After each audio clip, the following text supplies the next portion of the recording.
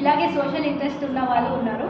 దీనితో పాటు స్టూడెంట్స్, ఎందుకంటే నేను ఒక అసిస్టెంట్ ప్రొఫెసర్ ఉస్మానియాలో కాబట్టి స్టూడెంట్స్ వాలంటీర్స్గా, సో వీళ్ళతో మనకి health related and entrepreneurship related and education related whatever services required like awareness programmes నుంచి camps, CPR training. Till now we have trained 50,000 individuals in CPR training also.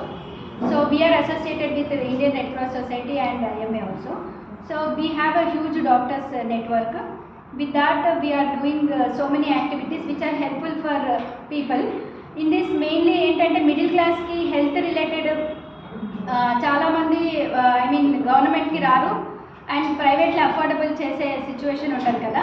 So ఇలాంటి వాళ్ళకి మేము already మాకుతో పాటు associate అయిన అందరు డాక్టర్స్కి వాళ్ళ హాస్పిటల్స్లో వీళ్ళకి ట్రీట్మెంట్ ప్రొవైడ్ జరుగుతుంది.